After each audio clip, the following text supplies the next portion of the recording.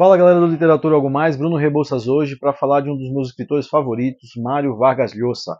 Eu sei que muita gente não gosta do Llosa pelas suas opiniões políticas, que realmente são distorceram muito a história da sua vida democrática, liberal, mas eu acho que o caso do Llosa é um caso excepcional que a gente precisa sim separar vida e obra. A obra do Llosa é maravilhosa, é gigantesca, é muito universal e tem diversos formatos e livros que fazem deles um dos melhores escritores de todos os tempos da América, do nosso continente e da literatura moderna como um todo. Eu vou falar de 21 livros que eu tenho aqui, na verdade são 22 porque tem uma edição que tem 2 livros juntos, de todos os livros que eu tenho. Não tenho todos, mas esses aqui a maioria, eu acho que de um ou outro que eu não li, mas o restante todos eu li, então conheço bastante bem a obra do Llosa e já encontrei o Llosa 2 vezes pessoalmente em Madrid quando eu morava lá. Uma na rua, na Cava Barra, uma rua de bares e restaurantes, e uma na formatura do meu doutorado na Universidade Complutense.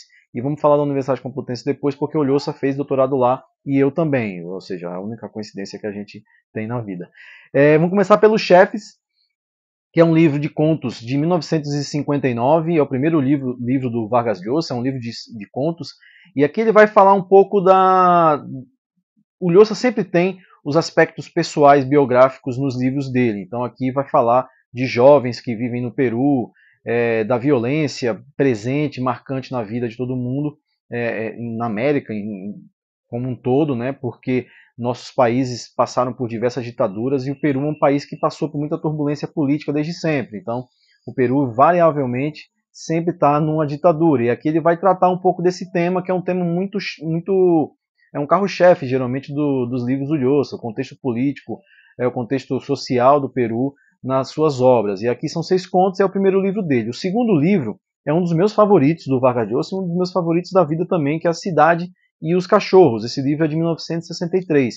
63 é o mesmo ano que sai o livro do Júlio Cortázar, O Jogo da Amarelinha, que é um livro muito importante para o boom sul-americano, para o boom latino-americano da literatura, que a gente já falou nos livros do Gabriel Garcia Marques, onde o realismo mágico se firma e tem a ascensão como estilo literário, apesar de ter surgido em 1940, 50 com Borges, com Anete e com Juan Rulfo, que a gente vai falar quando falar de México e Argentina e Uruguai depois. E aí o terceiro livro do Llosa, falar um pouco mais da Cidade dos Cachorros. A Cidade dos Cachorros trata de mais um contexto político, social do Peru.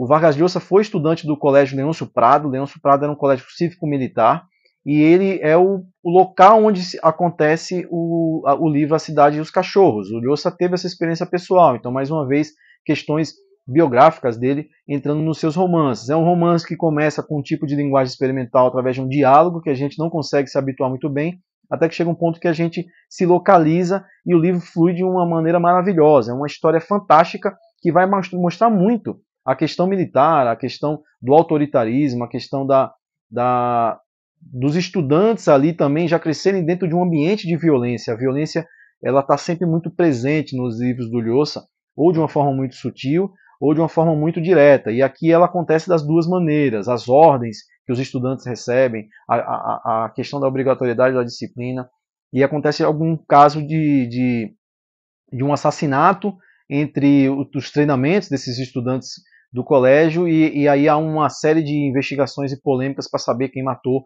E o livro ele fez muito sucesso, mas também contrariou muita gente, principalmente os estudantes e a direção do Colégio Leôncio Prado e dos militares que na época do lançamento do livro estavam no poder no Peru. Então muitos exemplares de A Cidade dos Cachorros foram queimadas no pátio do Colégio Leôncio Prado, né? É um livro fantástico do Llosa, é um livro, assim, para mim, o melhor, ou um dos 2 melhores. Eu sempre tenho uma dúvida, juntamente com outro livro que eu vou falar daqui a pouco. E aí o quarto livro do Llosa se chama A Casa Verde, que é um livro já um pouco mais diferente, se passa na cidade de Piura, uma cidade peruana que o Llosa também residiu quando estava na infância, e um cara simplesmente, uma cidade muito pacata, de interior, e um homem constrói uma casa de 2 andares, pinta ela toda de verde e constrói um bordel. Então vai mudar muito a paisagem da cidade, vai mudar muito a vida social interiorana. Então a gente sabe que os interiores, geralmente, as pessoas são mais tranquilas, mais conservadoras, e aqui vai ter um bordel. E esse bordel vai se transformar o grande foco da cidade, tanto de intrigas políticas, como de convivência social de jovens e adultos e pessoas mais velhas. então vai transformar muito a cidade. É um livro muito bom, muito divertido também, leve, e dá para a gente conhecer uma paisagem diferente do Peru, porque Piura está muito perto da floresta amazônica peruana. E aí a gente já vai conhecer outro aspecto do Lhosa, mas também sempre com a questão militar, sempre das questões contextuais do momento político do Peru. E aí a gente chega no livro que, junto com A Cidade e os Cachorros, são os dois melhores para mim do Mário Vargas Llosa, que é a Conversa na Catedral. Conversa na Catedral é um livro gigantesco, um livro que o Llosa demorou 10 anos para poder escrever, entre outras atividades que ele ia fazendo. É um livro em que ele mesmo chegou a falar que, se ele tivesse que salvar um único livro da fogueira entre todos os seus livros, seria Conversa na Catedral. Conversa na Catedral se passa durante a ditadura do Odria, que foi um militar que tomou o poder no Peru e tem uma grande rede de influência, de famílias ricas, de censura e todas as questões ditatoriais que a gente também aqui no Brasil viveu por 21 anos e outros países da América do Sul também. E aqui ele vai contando o contexto, vai contando, na verdade, a catedral é um bar, não é uma igreja, só que no título em espanhol, porque bar também é masculino em espanhol. Então ele usa, para mim, né, uma ideia que eu tenho aqui, que ele usa um trocadilho com la catedral, ou seja, uma catedral, mas na verdade é um bar. Em português brasileiro, traduziram para o catedral, e aí eu acho que já descaracteriza um pouco a jogada do título que ele quis dar, mas tudo bem, é uma questão de tradução e de contrato aí que o pessoal que traduziu o livro decidiu fazer. Mas Conversa na Catedral é um livro gigantesco, maravilhoso, que dois personagens, um ex-mordomo, faz tudo de um homem rico que caiu em desgraça dentro da ditadura do Odria, conversam e rememoram a passagem, a história da vida deles e episódios marcantes. E também tem a questão que o livro não é linear, então muitas vezes a gente está no presente da história e muitas vezes a gente está no futuro dela, então as pessoas rememorando o passado, e longe daquele momento que os fatos realmente aconteceram. Então, um livro labiríntico, assim, muito atraente e um dos melhores do Lhosa. Eu não consigo meio que decidir entre se eu prefiro A Cidade dos Cachorros ou Conversa na Catedral. Fico entre os dois quase sempre, depende muito da fase, é um livraço, é um dos melhores. E aí a gente chega num modelo diferente do Lhosa, que se chama Pantaleão e as Visitadoras. É um livro em formato de diálogo, mostrando aí a versatilidade do Lhosa em termos de estrutura de obra. Pantaleão é um militar que está numa missão num lugar longínquo do Peru e o quartel ali está muito tenso, e os seus superiores decidem contratar prostitutas para aliviar a tensão ali e distrair esses militares que estão nessa missão. E o Pantaleão é o cara responsável por fazer isso. Então ele vai atrás de várias mulheres para poder montar um bordel ali perto do acampamento militar onde eles estão. E é um livro divertidíssimo também, muito engraçado, satírico, mostrando que essa questão militar de conservadorismo, na verdade está somente ocultada na promiscuidade total que os militares têm, tanto no Peru quanto no Brasil, em qualquer lugar, e a gente viu aí os últimos 4 anos do Brasil, o que aconteceu quando os militares voltaram ao poder através de uma figura completamente alocada que nos governou por, sei lá, por 4 anos e matou milhares de pessoas na Covid, que foi o ex-capitão lá expulso do exército.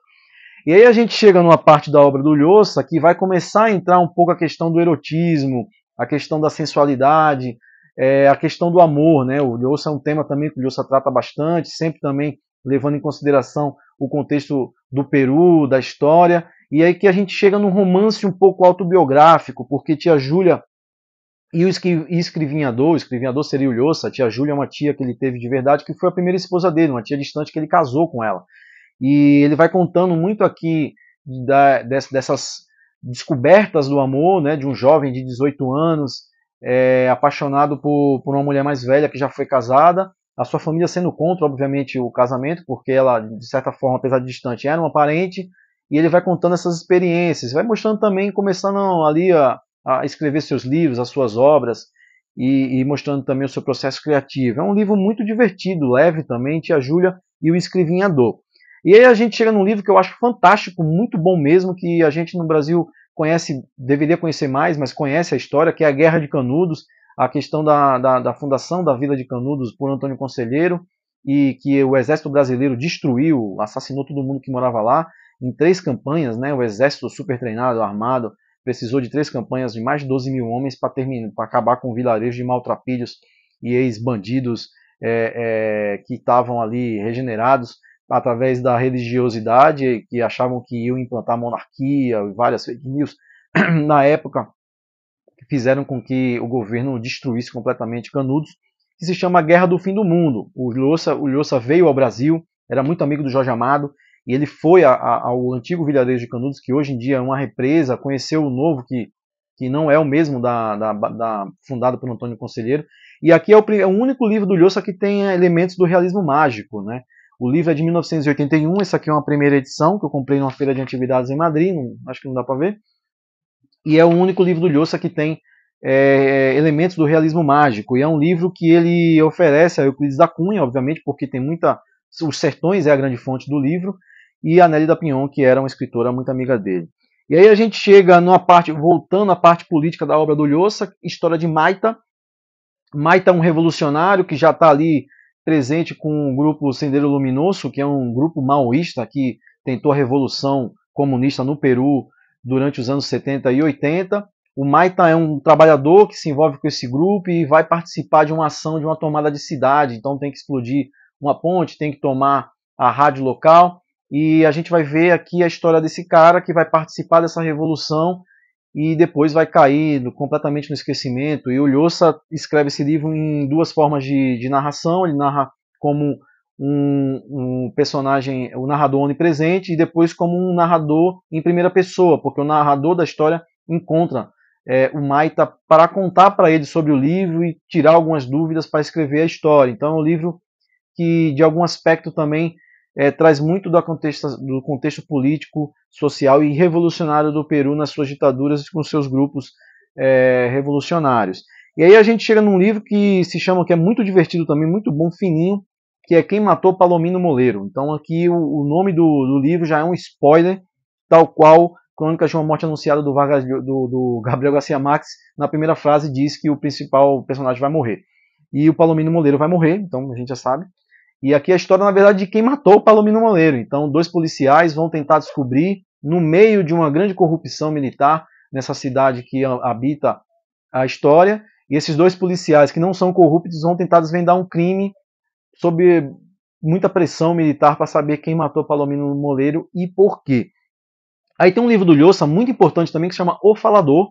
É um livro que tem dois narradores, e eles vão narrar muito da questão cultural do Peru, e da ligação de uma tribo nômade, Mantiguego, eu acho, que vai conviver com os colonizadores e a resistência desse povo também para manter a sua cultura. E os dois narradores, na verdade, eles vão intercalar as suas observações sobre a cultura local dos países colonizados, no caso o Peru especificamente, e a ligação que a cultura do europeu colonizador com o povo originário pode gerar uma cultura mais rica. Então eles vão ter esses dois pontos de visão até chegar num momento final em que essas visões vão se unificar, e o livro tem uma conclusão muito fantástica e é um livro muito importante. São os Mantiguengas, na verdade, que é uma tribo nômade que resistiu desde a colonização espanhola até os dias atuais, sendo nômades e procurando sempre esse momento em que o paraíso para eles vão chegar. E aí a gente vai para Lituma nos Andes. Lituma nos Andes lembra um pouco Pantaleão e as Visitadoras, mas é em prosa, o estilo de contar a história é diferente. Lembra mais ou menos, na verdade lembra mais a história de Maita, porque aqui os caras também estão num acampamento de mineiros para combater o Sendero Luminoso, esse grupo revolucionário que assolou ali o Peru e foi um grande opositor às ditaduras lá naquele instante, tentando uma revolução comunista, e esses caras vão contar um pouco, né? O Lituma é um dos personagens, junto com o Cabo Tomás, o Cabo Lituma e o adjunto Tomás. E eles vão também viver no momento de tensão ali nesse acampamento contra esse grupo revolucionário, lembrando também a sua vida, as histórias de amor e essa violência sempre muito presente na sociedade peruana, que o Lhosa sempre faz muita questão de contar. E aí a gente volta para uma parte mais erótica também do Lhosa, assim como Tia Júlia e o Escreviador e Pantaleão as Visitadoras, que são os cadernos de Dom Rigoberto. Dom Rigoberto é casado com Lucrécia, e o filho, Fontito, seduz Lucrécia e Dom Rigoberto descobre. E ao descobrir, eles terminam o casamento. Na verdade era um plano do filho para separar os dois. E aí aqui a gente tem um pouco de realismo, a gente tem um triângulo amoroso que é muito marcante na literatura, E aí o Dom Rigoberto, a partir de então, vai viver diversas experiências amorosas, eróticas e sexuais, de fantasias, pela noite, né, justamente longe dos olhares conservadores da sociedade, enquanto que de manhã ele é um homem correto da família tradicional peruana que vende seguros. E é um livro muito gostoso de se ler, e esses personagens vão retornar em outro livro do Lhosa no futuro, que a gente vai ver já já. E aí a gente chega a um dos mais fantásticos do Lhosa, que eu acho que é um aspecto que o Lhosa também tem, a gente vai ver alguns livros nesse sentido a partir de agora, que é muito misturar a questão da história, da realidade com a ficção, e transformar isso em romances enormes em todos os sentidos, tanto em número de página quanto em importância, até para conhecer a história desses países. E aqui a gente fala da República Dominicana em A Festa do Bode, que o Lhosa vai falar, vai contar a história dos 5 caras que assassinaram o ditador dominicano Rafael Trujillos. Né? Rafael Trujillos foi um ditador muito sanguinário, que mudou o nome da capital Santo Domingo para Ciudad Trujillos. É como se algum presidente decidisse mudar o nome de, sei lá, de Brasília para o seu nome pessoal. E ele era muito sanguinário também, sufocou muito a oposição, matava todo mundo que o criticava, inclusive em países estrangeiros, pessoas que o criticavam, ele iam lá, sequestrava e matava, como aconteceu o caso com Galindez, que é um livro, inclusive, do Manuel Vázquez Montalbán, um catalão escritor, que a gente vai falar quando falar de escritores espanhóis. Ele sequestrou o cara, levou o Peru, ou levou para a República Dominicana e matou o cara. Então ele era um ditador que tinha muito apoio dos Estados Unidos e fazia todas essas atrocidades para todo mundo. Então o Lhosa vai contar a história do Trujillo, da República Dominicana, dessa ditadura sanguinária muito marcante na história da América, e vai contar a história dos 5 caras que decidem matar ele, assassiná-lo, que aí isso está correto, né? O ditador tem que ser assassinado mesmo, tem que morrer e já era. E aí a gente chega no Paraíso em Outra Esquina, que é um livro que vai contar a história de uma avó e um neto, história real, baseada em fatos reais, mas que obviamente com todas as nuances da ficção e da escrita maravilhosa do Lhosa, que é o pintor francês Paul Gauguin e a sua avó Flora Tristan. A Flora Tristan era uma franco-peruana, que é uma das primeiras intelectuais do feminismo na Europa, e ela defendia a ideia de que as mulheres só teriam mais direitos quando a classe trabalhadora ascendesse ao poder ou tivesse mais direitos também. Então a classe trabalhadora, junto com os direitos das mulheres, seriam elevados conjuntamente, um sem o outro não aconteceria. E ela buscava essa revolução pacífica através das ideias. E o neto dela, o Paul Gauguin, que é um pintor pós-impressionista, também, ele tem assim ali a sua fase de pinturas, depois ele se autoexila no Tahiti para tentar criar uma obra purificada, uma obra pura, buscar inspiração na natureza, buscar inspiração num paraíso em que as pessoas são completamente felizes sem a necessidade da ganância, né? Então por isso que o livro se chama O Paraíso na Outra Esquina. É um livro belíssimo, uma história muito boa mesmo e muito bonita. E aí a gente chega num dos meus livros favoritos do Vargas Llosa, que é Travessuras da Menina Má. Tem até uma série que estreou recentemente no Globoplay, baseado no livro. É uma história de amor, não muito clichê, é uma história de amor que, na verdade, a mulher é a grande canalha da história, então é ela quem vai embora sempre. O menino bom é o Ricardito, que conta a história, e a menina má, eles são apaixonados desde a infância, ele principalmente mais apaixonado por ela também gosta dele, mas ela tem outros anseios, a questão da liberdade sexual, que é muito abordada no livro também, para mostrar também que as mulheres têm os mesmos direitos dos homens, e sentem os mesmos desejos, ou até mais desejos que os homens, e elas também podem viver da forma como elas querem, não só por convenções sociais, de casar, ficar com uma única pessoa e tudo mais. E aí a menina má, ela sempre vai embora, deixando e fazendo sofrer o nosso herói, o Ricardito, que é um cara legal pra caramba e que sofre demais nessa história de amor, que é muito boa e merece muito ser lida. Um dos meus livros favoritos do Vargas Llosa, Travessuras da Menina Má. E aí a gente chega num aspecto da obra do Lhosa que parece muito com A Festa do Bode, que ele vai misturar de novo ficção e realidade para contar a história real de um país ou de uma personalidade. E aí é que a gente está falando do sonho do Celta.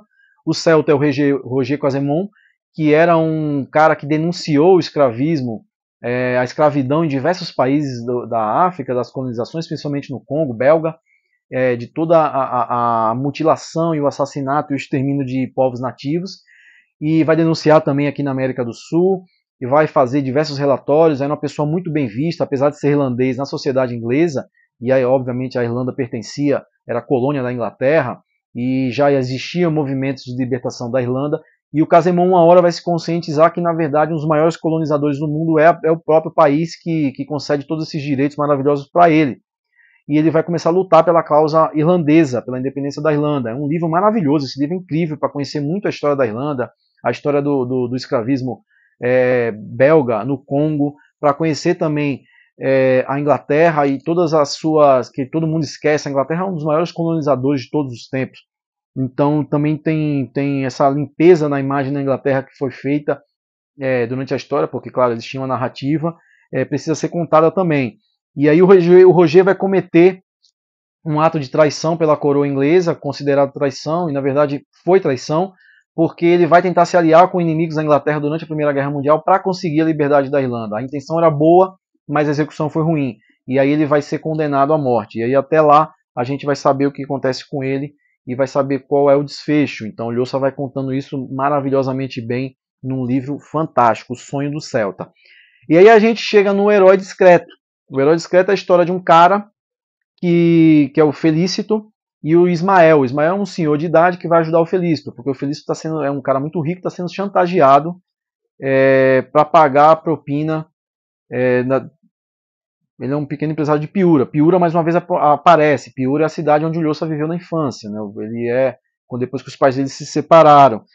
E aqui vai haver a união desses dois caras para tentar não se dobrar a essas ameaças. Então o Felício vai casar de novo, escondido dos filhos, os filhos querendo a herança e tudo mais. Vai aparecer de novo Dom Rigoberto, vai aparecer Lucrécia, vai aparecer Fontito, vai aparecer diversos personagens que o Lhosa já tratou em outros livros aqui nessa história. Então, mostrando aqui a interdisciplinaridade da obra do Lhosa, com personagens de uma outra história aparecendo no mesmo convívio, porque a história se passa mais ou menos no mesmo período. E também vai ter essa questão sensual, amorosa também aqui em O Herói Discreto. E aí a gente chega num dos últimos romances que eu tenho do Lhosa, que foi publicado em 2015, que se chama Cinco Esquinas. Cinco Esquinas é um romance que se passa na década de 90 durante a ditadura do Fujimoro. O Fujimoro, ditador dos anos 90 peruano, venceu Mário Vargas Llosa na eleição de 89. O Lhosa foi candidato a presidente do Peru e ele perdeu. Depois que o Fujimoro ganhou a eleição, ele deu um golpe de Estado. E foi uma ditadura também bastante sanguinária, bastante pesada no Peru. E aqui ele vai contar a história de ameaças, de chantagens, de família rica sendo ameaçado por um grupo da ditadura para chantagear essas pessoas. E aqui também tem muita questão do erotismo, da sedução, do envolvimento de dois casais, que é muito sutil, mas incrível, assim, um negócio, uma leitura muito agradável, muito gostosa mesmo. E Cinco Esquinas era um bairro nobre do Peru, que hoje em dia virou um bairro periférico, que caiu, que saíram, né? Os ricos começaram a se locomover e os bairros começaram a cair mais em desuso, no caso, né? Então, esse é um livro maravilhoso do Lhosa, um dos mais legais mesmo, assim, é 2015, é um dos últimos que eu tenho.